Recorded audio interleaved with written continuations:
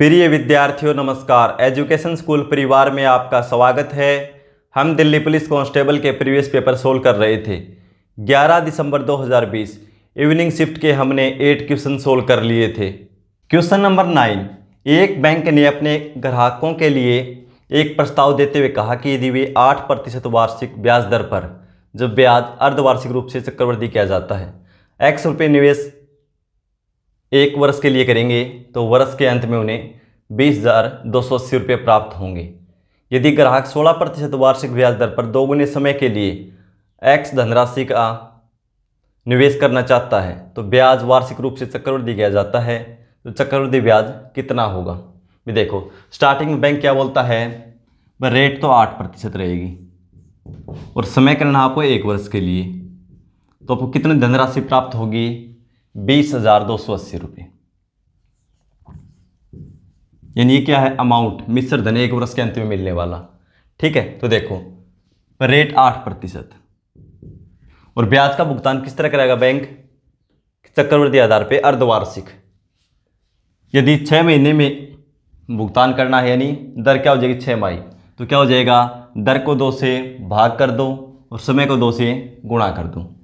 2 से भाग करेंगे 4% और 4% का मतलब 1/25 और समय को 2 से गुणा कर देंगे क्योंकि ब्याज का भुगतान 2 बार करना पड़ेगा 1 वर्ष में, 6 महीने करेंगे तो। ठीक है, तो 25 पे 1 ब्याज यानी कितना हो जाता है, मिश्र धन 26, 25 से 26 हो जाएगा और समय कितना है, 2 बार, 2 वर्ष मान लिया हमने, तो ये कितना हो जाएगा, 676, 625। ये 625 रुपये की धनराशि है तो कितनी हो जाएगी, 676। लेकिन कितनी हो जाती है, 20,280। देखो कितना गुणा है इसका, कितनी गुणे हो जाती है इसकी, लास्ट में 0 है, या तो ये 10 गुणा मिलेगी या लास्ट इकाई का अंक जो भी गुणे होगा उसका 5 मिलेगा तभी 0 आएगी। एक बार 0 को छोड़ दो, ये 676 ये लगभग 3 गुणा दिखाई दे रहा है। 3 से गुणा करके देखो, 3 6 18, 1 21 और 1 22, 2 18 और 2 20, 3 गुणा ये हो जाएगा, साथ में 0 है तो यानी 30 गुणा है मिश्र धन, तो मूलधन भी 30 गुणा हो जाएगा। 625 गुणा 30, गुणा करके मत लिखो, बाद में लिख देना, कोई दिक्कत नहीं है। ये हमने मूलधन निकाल लिया, धनराशि ये है, कितनी है, 625 गुणा में 30। इसका अब क्या करना, हमें ग्राहक 16% ब्याज दर पर 2 गुने समय के लिए x रुपये धनराशि का निवेश करना चाहता है। रेट क्या है, 16%। समय 2 गुने समय के लिए, पहले समय कितना था, 1, रियल में 1 था समय, तो अब 2 वर्ष। 16% का मतलब 4/25 ब्याज हो जाएगा 1 वर्ष में। ठीक है, तो ये धनराशि है, इसका 4/25 निकाल दो, 25 से कैंसिल करेंगे 25 बार में और 25 दिए 75, 750 और 4 से और गुणा कर देंगे तो 750 को 4 से गुणा करेंगे यानी 300 और 3000, 1 0 लगा देंगे। ठीक है, 1 वर्ष का ब्याज 3000 साधारण ब्याज, दूसरे वर्ष का भी साधारण ब्याज 3000 रुपये, लेकिन हमें निकालना है CI कंपाउंड इंटरेस्ट, तो ब्याज के ऊपर भी ब्याज लगेगा, इसका फिर 4/25 करना पड़ेगा। ठीक है भाई, मैंने 625 गुणा 30 का 4/25 किया, 25 से 25 को कैंसिल कर दिया, 25 को 3 से गुणा किया 75, 75 को 4 से गुणा किया 300 और 1 0 लगा दिया, 3000 रुपये, या भी 3000 रुपये होगा। इसका 4/25 करेंगे तो ये कितना हो जाएगा, 3000 को 4 से गुणा कर देंगे 12,000, 12,000 को 25 से गुणा करेंगे, 25 से भाग करेंगे, 2500 का 100 बचेगा 20, 25 8 200 और 1 0। क्या निकालना है, चक्रवृद्धि ब्याज 2 वर्ष का, 3000 3000 6,480, 6,480 रुपये 2 वर्ष का ब्याज हो जाएगा। ठीक है, ऑप्शन बी। क्वेश्चन नंबर 10, मान लीजिए x एवं y 2 धनात्मक संख्याएं इस प्रकार हैं कि x बड़ा है y से एवं x तथा y के वर्गों का योग 2426 है। यदि x का वर्गमूल 7 है तो y का वर्ग क्या है। देखो भाई, वर्गों का योग बता रखा है, x का स्क्वायर कर दें और y का स्क्वायर कर दें। इसका मान क्या बता रखा है, 2426, और संख्या कौन सी बड़ी है, x बड़ी है, ये बता रखा है। ठीक है, और क्या बता रखा है इसमें, y के वर्गों का योग, ये यदि x का वर्गमूल 7 है, x का वर्गमूल, इन x का वर्गमूल कितना है 7, जब x का वर्गमूल किया जाता है तो 7 है। x की वैल्यू निकालेंगे तो दोनों तरफ स्क्वायर कर दो, ये कैंसिल हो जाएगा, x का मान कितना आ जाएगा 49, x का मान हमें पता चल गया क्या है 49, और इनके स्क्वायर का योग है तो स्क्वायर का योग रख दो, 49 का स्क्वायर कर दो, 49 का स्क्वायर करेंगे तो देखो ये 50 से कितना कम है 1, तो 25 में से 1 घटा देंगे 24, और कितना कम था 1 का स्क्वायर कर देंगे 0 1 लिख दो यहाँ पे, 49 स्क्वायर हमें पता चल गया, प्लस y का स्क्वायर बराबर कितना है 2426। हमें मान किसका निकालना है, y का वर्ग यानी y का स्क्वायर निकालना है, इसकी वैल्यू निकालनी है, तो उस साइड जाएगा तो ये माइनस का y स्क्वायर बराबर ये घटा दो, 24 0 1 घटाएंगे तो क्या बचेगा 25, तो y स्क्वायर का मान कितना है 25। Option D. क्वेश्चन नंबर 11, यदि गेहूं को एक विशेष स्टोर से खरीदा जाता है तो प्रति किलोग्राम गेहूं का मूल्य 25% कम होता है। इस कमी के कारण एक गृहिणी 1200 रुपये में 10 किलोग्राम अधिक गेहूं खरीद पाती है। पहले वह कितनी मात्रा में गेहूं खरीद पाती थी, किलोग्राम में बताना है। भी देखो 25% कम होता है मूल्य, भाई क्यों विशेष स्टोर से खरीदते हैं तो 25% का मतलब 1/4। सिंपल तरीके से समझेंगे, देखो मूल्य क्या था पहले, कितना था 4, और अब कितना हो गया 4 पे 1 कम, स्टोर से खरीदते हैं तो 4 से कितना हो गया 3, तो वस्तु देखो कितनी मिलेगी, भाई रुपये सेम है, पहले भी 1200 थे अब भी 1200 है, तो पहले मूल्य ज़्यादा था वस्तु कम मिलती थी, अब मूल्य कम हो गया तो वस्तु ज़्यादा मिलेगी, यानी इसका रेशियो विपरीत हो जाएगा 3:4, ये वस्तु का अनुपात है। लेकिन बोलता है कि अंतर देखो कितना है, 10 किलोग्राम ज़्यादा मिलता है, तो रेशियो में देखो कितना ज़्यादा है 3 से 4 1, लेकिन संख्या में क्या बोल रहा है 10 किलोग्राम अधिक खरीद पाती है, यानी 1 की वैल्यू कितनी है 10। ठीक है, क्या पूछा है, यदि पहले वह कितनी मात्रा में गेहूं खरीद पाती थी, पहले पूछा तो पहले कितना रेशियो खरीद पाती थी 3 यूनिट, अब 4 यूनिट, अब पूछा जाए तो 4 की वैल्यू निकाल दो, पहले का पूछा है तो 3 की वैल्यू निकाल दो, तो 1 की वैल्यू 10 है, 3 की कितनी हो जाएगी 10 से गुणा कर दो, यानी पहले वो 30 किलोग्राम खरीद पाती थी। ठीक है, ऑप्शन बी। क्वेश्चन नंबर 12, एक विद्यार्थी एक वृत्त, एक वर्ग एवं एक आयत इस प्रकार बनाता है कि वृत्त की त्रिज्या वर्ग की भुजा के बराबर है एवं आयत की लंबाई वृत्त की त्रिज्या का 40% है। यदि आयत की चौड़ाई 20 मीटर तथा वर्ग का क्षेत्रफल 4900 वर्ग मीटर हो तो आयत का परिमाप क्या होगा। इन पैरामीटर बताना भी रेक्टेंगल का। देखो 3 फिगर बनाता है, वृत्त, वर्ग और आयत। इसका एरिया बता रखा है वर्ग का कितना 4900 वर्ग मीटर। इसकी चौड़ाई बता रखी है कितनी है 20 मीटर। ठीक है, निकालना किसका परिमाप, परिमाप के लिए इसकी हमें लंबाई भी चाहिए। ठीक है, तो लंबाई कैसे निकालेंगे, देखो भाई इसकी साइड और इसके रेडियस बराबर है।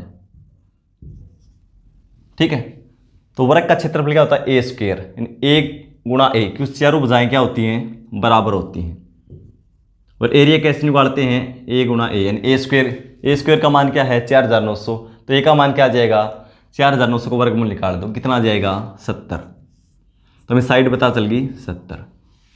भाई ये क्या है वर्ग, वर्ग की साइड 70 है तो वृत्त की रेडियस भी 70 है। और इसकी लंबाई क्या बता रखी है, इसकी त्रिज्या का 40%, तो 70 का 40%, 40% का मतलब 2/5, 5 से कैंसिल करेंगे 14, 14 गुणा 2 28, ये हमें पता चल गया। लंबाई 28 है, चौड़ाई 20 है, क्या निकाला इसका परिमाप, चारों भुजाओं का योग, आमने सामने की भुजाएं बराबर होती है, ये 28 तो ये भी 28, ये 20 तो ये भी 20, जोड़ दो या 2 × l + b का फॉर्मूला लगा दो, जोड़ेंगे तो 20 और 20 40, 28 और 28 56, 40 और 56 कितना हो जाएगा 96 मीटर।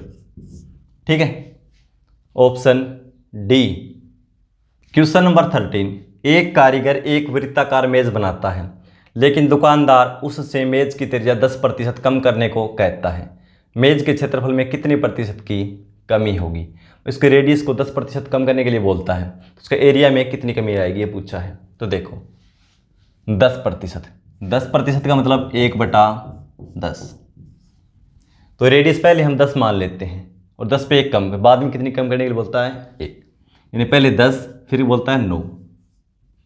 तो वृत्त का क्षेत्रफल क्या होता है πr², πr²। तो पहले रेडियस 10 थी, 10 का स्क्वायर 100, अब कितनी हो जाएगी πr², r कितना है 9, 9 का स्क्वायर 81, दोनों का रेशियो कर दो, पाई से पाई कैंसिल हो जाएगा। पहले एरिया कितना था 100 यूनिट, अब 81, कितना कम हुआ 19, किस पे 100 पे। प्रतिशत निकालना तो इसी के प्रतिशत लगा दो, एक तरीका तो ये है।